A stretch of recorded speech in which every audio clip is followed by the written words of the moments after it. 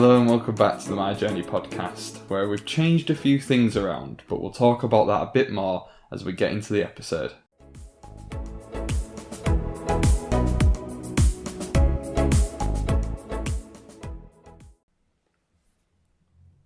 So this is the My Journey podcast with me, Matt Johnson, and now with my friend Tom Scott. Hello, Tom Scott. Welcome to the podcast. Hey, Matt. Thanks for having me. No, it's all right. So we're going to get into this in a bit more detail, but I've decided to switch things up with the podcast. And basic reasons, very brief overview, is that the interviews were a lot of hard work. Yeah. They were great. I loved them. I love meeting all the people, speaking to them, getting loads of insight from them, but it's just a lot of work to organise them, and I didn't feel like I was putting out enough content on a regular basis. So a few weeks back, probably before Christmas, pulled you to the pub, any excuse, and asked you if you'd be interested in getting involved in the podcast. So basically the idea behind this new format is that me and Tom are going to discuss anything business related that I'm involved with, and kind of try and give some insight. Tom's employed, so he'll give his insight from being from the employed side of things, and I'll give my insight from being a freelancer. And hopefully you'll find out a bit more about my journey, what Tom's up to, our views on different things within the world of marketing and business. And yeah, just get into different topics. In future, if you ever want us to cover anything, just let us know and we'll try and cover it. But yeah, today it's all going to be about podcasting. Which is great. Yeah, it's a good place to start. Indeed, yeah. Because you started this, a year and a bit ago now? Yes, I actually started the whole process in October of 2018, but I didn't release the first episode until mid-February, I think. Yeah. So the podcast itself isn't a year old, but the podcast concept idea is been around for a while. Been around for quite a while. But yeah, it all came from just that's what I'm saying. Between October and February, I got 5 interviews sorted, and even before October, I was probably working on it. But October was when I was like, "No, I'm going for this now. I'm actually going for it." And that's a long period to just get 5 interviews, and a lot of work. And then they're all gone within, if I release them every other week, within about 2.5 months, they're gone. Yeah, so you're going to find more. And you've got to do that all again. It, yeah. So that's why I've decided to change it. I will hopefully potentially do interviews. If someone crops up who I think is interested in the future, and I'm like, can't afford not to speak to these people, then I will hopefully get them on in some format. But yeah, for now, the interviews have been packed. Was that just the time involved with everything else you're doing? Getting in touch, getting it organised, editing, everything? Yeah, so actually sitting down and recording is an hour-long episode is an hour of recording. We don't do retakes, we don't do anything like that. So that's actually probably the easiest part. Once that microphone's on, as it is now, we're off, we're going, we're running. Yeah. But I'd been to London for 2 of my podcasts, been over to Manchester for 2 of the podcasts. So your travel time start adding up before and after. And most of them, especially across the north, I've been driving, so I can't even work while I'm travelling there. So you've got that within the day. Then you've got to come back, do a little bit of editing to it. I'm not brilliant at editing, so it didn't take me too long. Yeah. Then you've got to upload it, share it on social media. That takes time. But it's mainly the getting the guests, the process of, because you might get one guest who says, so now we're in the middle of January, I'll do the second week of February. Which is easy enough. Yeah. It's not that far away, yeah. But then you need the next guest to have been recorded for 2, if you're doing it every 2 weeks. Yeah. By the 3rd week of February or the 4th week of February kind of thing, to make sure they're going out. And to get 5 people booked in is quite a task. And I had some good names lined up, but just kind of fell by the wayside. They went quiet, dates didn't work, whatever. We just couldn't get it sorted. So for the last series, I got the interviews out, but there was probably another 3 or 4 people that I was speaking to and very nearly had sorted, that just at the last minute it just fell away. Yeah. And then you're left with 2 or 3 blank spaces, and you've only actually got 2 interviews lined up, and you're trying to do a batch of 5 interviews at a go, 4 or 5 interviews, and you've suddenly lost 2 of them. Yeah. So they people you do potentially in the future do odd ones with? Yeah, I think it might go a bit more businessy now, but they were kind of at a profile where what they're doing is automatically business related. So they're at a level where they're not just known for what they do, they also have businesses on the side helping them build what they do. So yeah, they are potential people for the future if it can work out.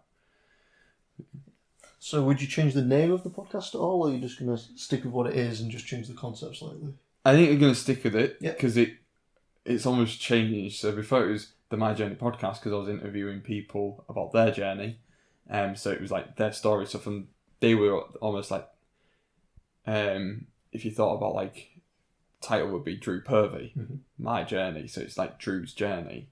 Whereas now I think it's going to be a bit more like about my journey and your journey. So it is still whoever's speaking, it's my journey. Yeah. So I think, yeah, we'll stick with it for now.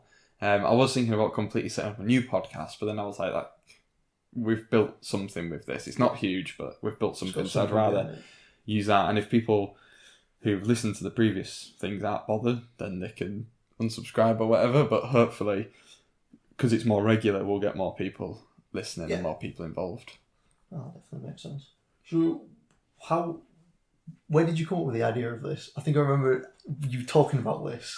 It's so people who only listen to the podcast won't know where it comes from, but you have to go like really, really, really far back. So at sixth form, I was head boy, and the head of sixth form then came up to us and said, like, he didn't say like this, but I kind of joke. He's like, you've got your exams, you've got your studies, you've got to run school council, you've got to represent the school at all the events. That ain't all enough. You need another side project. Yeah. That kind of thing. He was basically like every head boy and head girl has had like a side project that they run. So I decided that I wasn't interested in becoming an accountant or a lawyer or anything like that, and that's all I ever heard about how to become at school. And I was like, how do you get into these cool creative careers? Like, I don't know, just like different careers that you see people all the time. The people who are prominent in society that like you see as kids are not accountants, lawyers and doctors. No. They're entertainers, they're creative people. So I was like, how do you get into them roles? So I set up a motivational and inspirational speech initiative, and that was literally his title. It was the worst branding ever. But we used to get people in to come and talk about their careers in different formats. Okay. So we got like Mark Chapman off the BBC. That was really cool. He came over from Manchester for that. And we had like the police commissioner was a bit of an odd one. We had like someone really high up at the university came and spoke about how they got to where they're. Like really different people. And then went to university, and obviously that finished. That was left with the school. And then I found podcasts as a format of listening to stuff. Yeah. And I kept listening to, there was one particular podcast called Dear Lovejoy Podcast, and he started having guests on. And I remember listening to the interviews and thinking, oh, that was really interesting. I wish he'd asked him that. Or I wish he'd found out a bit more about that. Or he'd done, this kind of thing. It's like, he never really went into their career and how they got to where they were. He'd talk about what their career was now, and a little bit of how did you get into it, but not like how did you actually get to where you are. Not the ins and outs of not what process, but how their life fell to a situation where this is now where they are. So like, if you had a TV presenter, they might be like, oh, I got a call one day from a friend who said there was a casting call for this programme, so I went for it. But that's not how do you actually become the person you are. That's just that one little bit of the whole journey. So I was interested in that, and I thought, well, hang on a second, why don't I start my own podcast? And this was when I was at uni, finishing final year, was still working at City of Culture, so like really busy, and I was like, that's my idea, parked it to one side, set up my business, had a target in my head in terms of revenue for the business in the first year, hit it by around the October time, and I'd only started in the June. So I was like, well, I've hit my target already. I knew I had a few more contracts coming in, so I was like, now's the time to do the podcast. And that is basically where it came from. So it was I thought the bits that were missing from the interviews I was listening to were actually the bits that we were hearing in the talks at school. Yeah. So I kind of combined them both together and came up with this idea of the My Journey podcast. And I wanted it to be called the Inspire Me podcast. I'm kind of glad it isn't, because I think that's a bit cheesy now. But also, there was another guy setting up a podcast at exactly the same time. And I to be honest, I've never checked in on it. But he was an Irish radio presenter, and he had some quite good connections. And I thought, my guests, when I was first starting out, I didn't know who I'd be able to get. But I was like, he will be able to get these people. I might not be able to. I might end up with people who can't compete, and we've got the same name. And like from a branding point of view, you don't want to be competing with someone who's bigger than you. Yeah. With the same name. So I kind of put that to one side and decided to leave it where it was. But yeah, that's basically the journey from. It wasn't even an idea when it first started because it was me doing the talks at the school. It was never going to be a podcast. Yeah. It was just what it is. It was just talks, and then I found podcasts, found the gap, and put the two together and came up with it. Yeah. Have you been enjoying it? Definitely. It's as I say, it's been a lot of hard work, but it's really interesting to hear people. And the thing that I have liked so far is I've literally had people from a whole range of backgrounds. So like, you take the first series, and I've just said that, and I'm going to have to test myself now, but we had like Drew Purvey, who's former educating Manchester star, but actually is a head teacher. That's what he's known for, but he's now a leadership coach kind of thing. Then you had Alex Deacon, who was a weatherman. Guy Smith, who's a racing driver. Then we had Rosie Millard, who was the chair of Children Need. Well, that's what she is now, but I knew her from working at Hull 2017. Yep. And we had Nick Rother and Jim Connolly from BBC Radio 1's Newsbeat, who were news presenters. So like, you've got a whole range of people there. And actually, there was some common things that came out throughout, which was like, work hard, try things, like go for it, don't be afraid to try, get into things and do stuff, and like just knock on as many doors as you can, like metaphorically. Like, you don't actually need to go knocking on doors nowadays, but like, speak to people, ask the questions. Like, that came out across all of them, but actually each of their stories, they've gone about it in completely different ways, and I don't think any of them had done it in a conventional. No one had done like decided what they wanted to do in year 10, done the A-levels for it, gone to university, and then got the job in it. Like, none of them had really done that. They might have done that process, but in a very roundabout way, or in a very accidental way. They'd never planned it if they'd done it, and if they had done it, it wasn't in the topic that they wanted to do, that kind of thing. So it is really interesting to hear them all. So I enjoyed that, and I just love finding out about people. So like, I like it when, we'll go to the pub or whatever, and with some of our other mates as well, and we just chat about work and stuff. I'm interested in other people's work, so yeah. Just like what they do, but then how other things work as well. Yeah, like, I'm not going to be like a financial analyst or a chemist or anything like that, but I'm interested in like how their jobs work, and like we've seen our mates go through the process, so I'm not asking them questions about how they got into it, but I'm always interested in what their next step is. I'm always like, I don't know if I'm overly ambitious or too pushy or what, but sometimes I can be a bit like, so what do you do next? Where does this go? What's the plan? What's the plan, kind of thing? But yeah, not as in you should be doing something with your life, but just out of genuine interest. Yeah, like, I'm just passionate about it. I just find it really interesting. Like what's the next step? How do you get to the next level? How do you, whatever it is you're doing, like how do you get to the next level? How do you better yourself? What does it take to get there? What's the plan of action? That kind of thing. But yeah, because I'm a bit of a planner, so... Oh, yeah. It's just annoying that a lot of the time with things like that, there's like, oh, here's this route where I need to do these exams, or I need to learn this, or I need to have this many years experience, but never quite works out like that. And that's the thing, I think, like, the more traditional subjects have them routes in place, and if you know that that's what you want to do, it's almost like, my view was that it was almost pointless, the school telling us, because, like, once you'd signposted us to them routes, it was very... led what happens, whereas I appreciate there are a lot less television presenters than there are accountants in the world. Yeah. But if you're like, I want to be a sports presenter, how do you become a sports presenter? I think now is like, 23, 24-year-olds, like, we can maybe make a decent guess at how you would get there. But when you're 16, 17, you have no idea. No. You universities put on a pedestal, like all this kind of stuff. Like, you have no idea if university's right for them careers. Like, just because it is for accounting, and it isn't even right for accounting all the time, but for more traditional careers, university, when we were going through it, was like seen as the route. Yeah. And like, but one, I don't want to do that. So how do I get into this? Is it the same thing? I just need to find the right course. So if I want to be a TV presenter, I just need to find the media course and do that. Or do I need to go get an apprenticeship? Or do you actually train as a lot of people do, like producers and stuff like that, and then shift into front of camera, or I don't think there is a way. But when you have no idea of the world of work, how can you guess that? That is the thing. Which, I mean, correct me if I'm wrong, but I swear I've heard recently a lot of schools are dropping the work experience weeks, things like that. I don't know if you've seen any of that. Which that completely baffles me. Yeah. I'm not saying the work experience I did helped at all, but I went back there in my own time, and then that was in IT. I then ended up going into something in IT. I can't say for certain if it did help or not. Yeah. But it's one of them things. I also had that understanding, and I know you switch on a bit from going from just turning up to school, kind of getting everything done for you, to being like, oh, I actually have to do this. I think as something well, more to it. it's a chance to test. You could have been sat there the whole time thinking, I want to be in IT, I want to be in IT.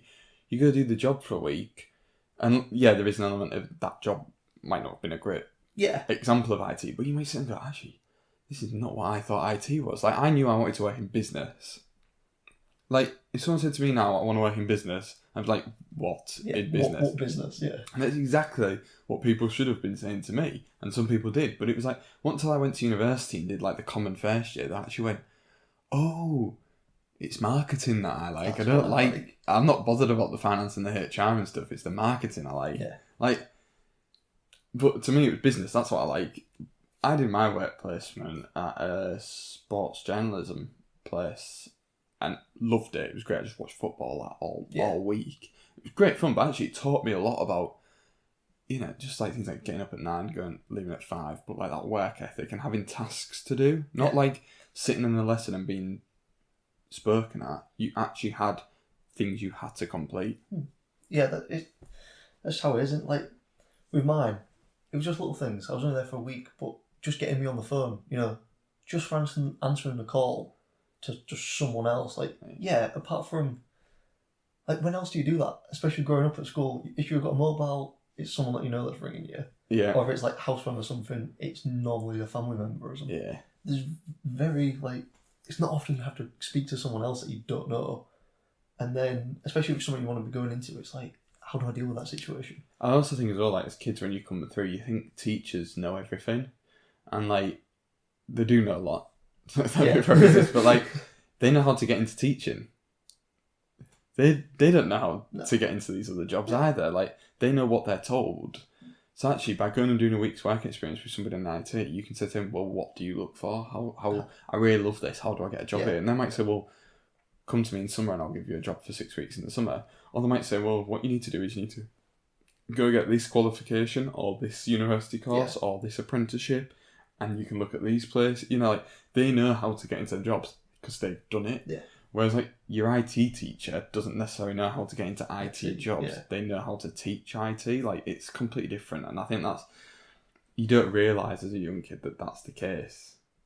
No, it's because when did we do at school? We had 5 minutes with someone, a careers advisor, and then we did one of them tests online where you filled out 100 odd questions and it told you what sort of areas to look at for. Yeah.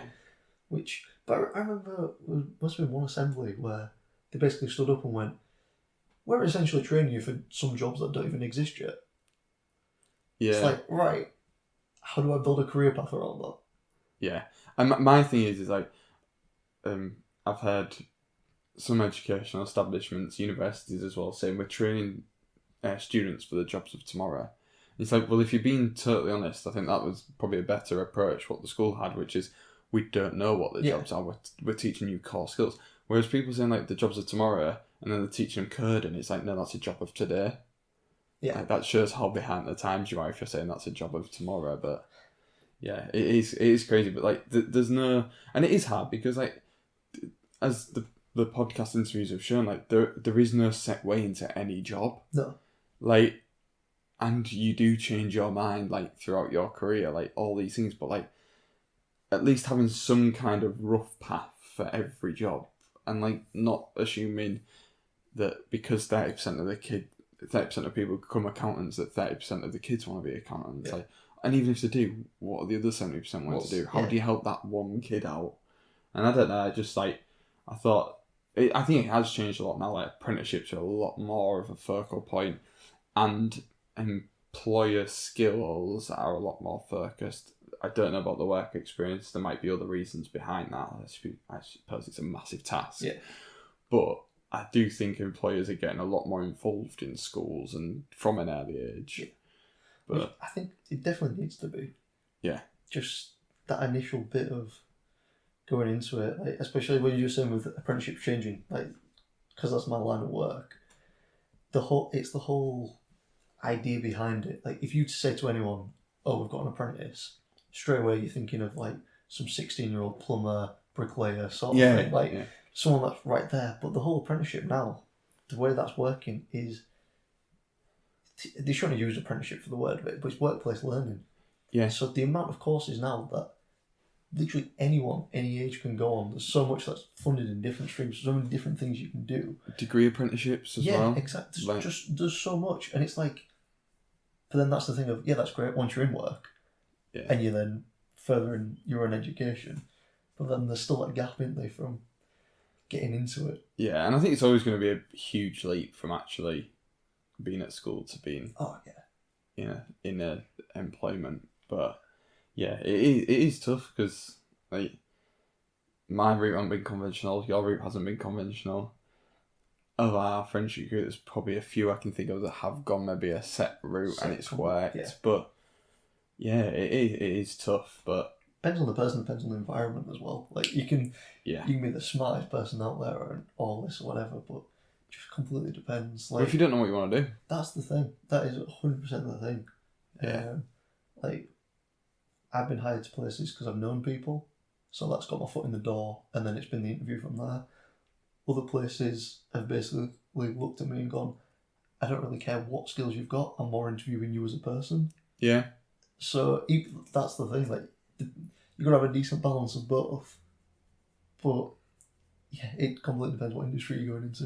And I think that's the thing, it's like, people say like your network's your net worth and stuff like that, which like in business is very true, but even within employment, there's an element of that, like who you know gets you fed, especially at the end, like really young, like when you come out as a graduate, maybe not so much because like everyone's a graduate, everyone's kind of at the same level, but when it comes on that like apprenticeship, like you say maybe someone coming up going, I want to do like me, I want to do business, but I don't know what. Yeah. If you know someone that's happy to take you under their wing and just let you try different areas of their business, that's an ideal situation. Then, but you've got to know people.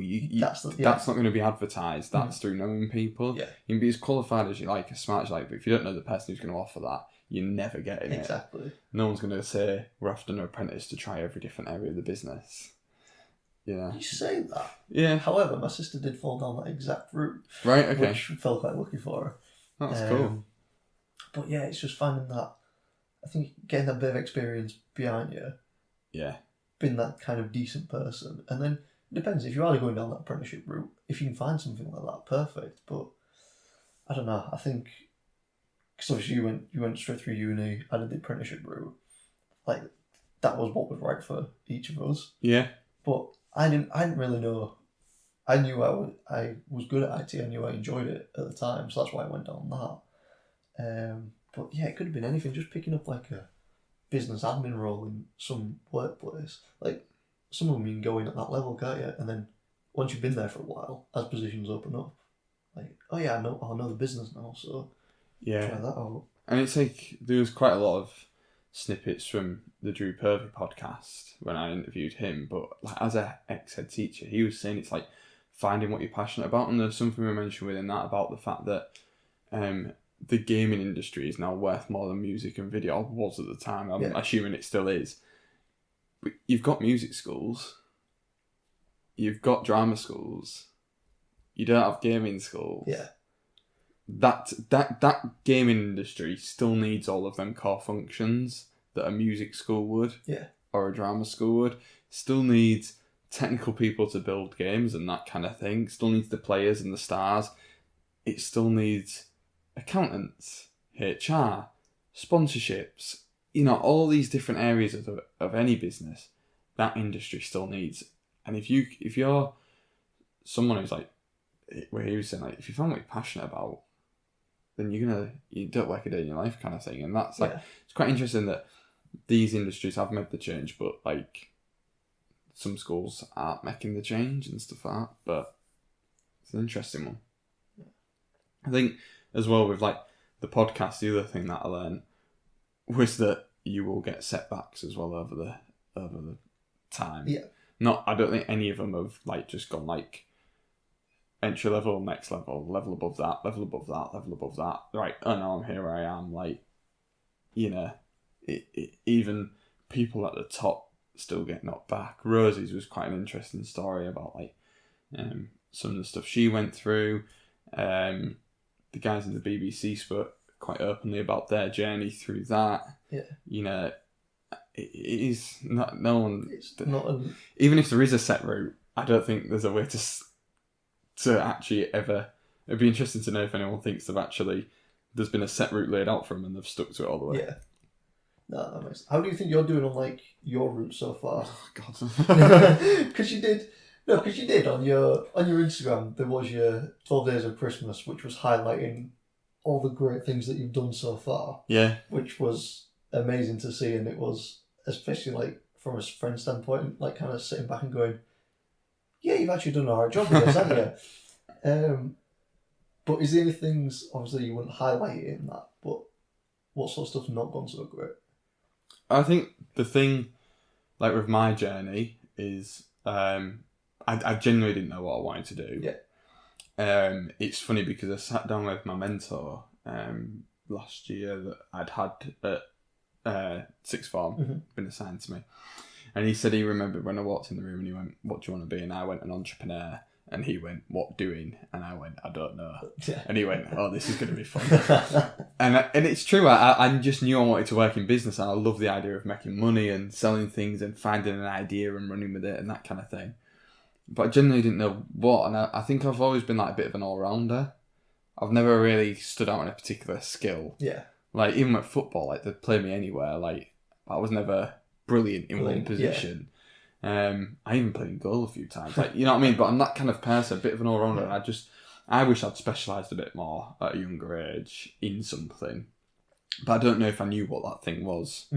And then I try not to have any regrets, and I don't think I do, because I say like university was great because I had that common first year where I found I love marketing. If I hadn't have been at uni doing that, I would never have found that it was marketing. Well, I might have, but I did. And also I got a job at Hull 2017, which I wouldn't have got if I hadn't been at Hull Uni in that year at that time and asked that person. Like, it just wouldn't have happened, and that was like the greatest thing. And then in terms of my business journey, the thing is, like, I started from zero and I've pretty much tried to my aim is to become like a marketing agency, having no agency experience. Yeah. So I don't know how agencies run. So I'm making up systems and ways of working on the hoof a little bit and learning from other people and like not fixing things, because like I don't think anything's gone wrong. Right. I don't think anything's like no client has suffered because but which is great. Yeah, but like it's more like the back end stuff. It's like the stuff I put out in terms of marketing is still the same as what I'd be putting out. Yeah. But like how to get clients, how to set up, how to network, like all these things I've learned. And like if I look back at how I did things like right at the beginning, nearly 2 years ago, like it's embarrassing. Like the way I went about certain things. But I just didn't know. I just did, and I don't even think agency experience would have helped me with some of that stuff. It's just like you're starting a business at, like, it's fresh out of uni, like you don't know how things work. You just go for it. Yeah, but it all seems to have fallen into place. Like I've had clients, some clients have moved on. You know, that's disappointing, but you do learn, and there are opportunities presented by them moments as well. So like I've got a client that's been with me for coming on like 13, 14 months. I had one client that was with me for a couple of months, but there's things I've learned from both of them experiences by working with someone for a long time. That causes its own issues because you're always conscious of not just repeating the same thing over and over again. And I don't mean like copy and pasting what I do, but like you want to keep it fresh and alive. One, for them, and two, because if you do, they'll look elsewhere.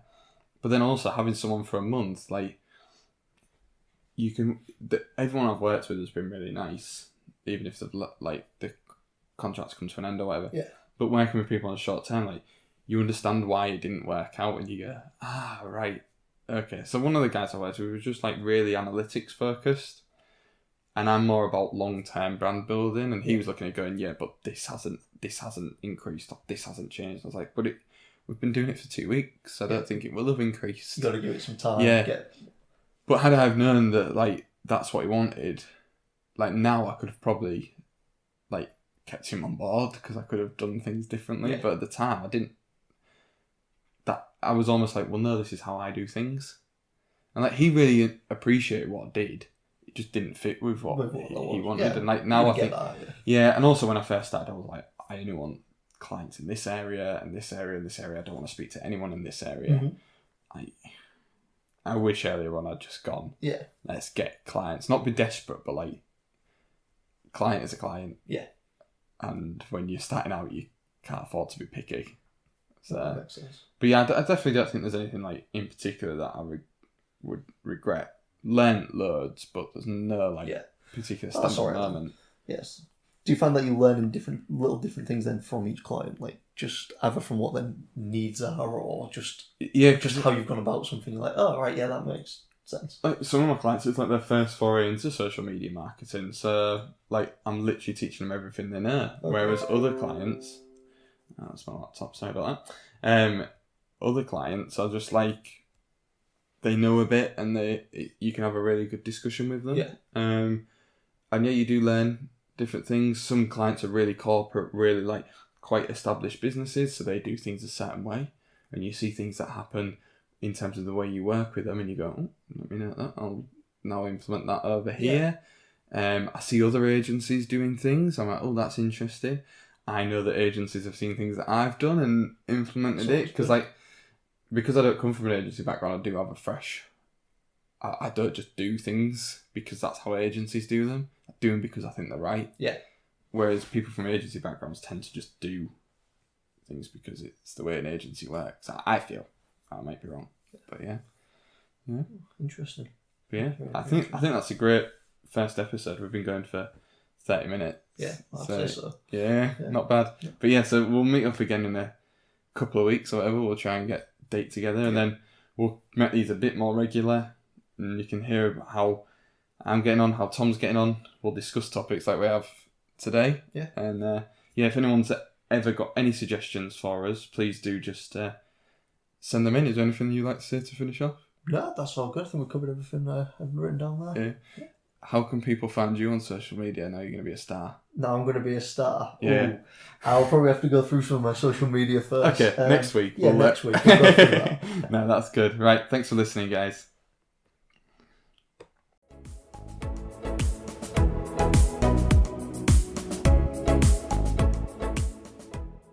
So that was the first episode in the new format of the My Journey podcast.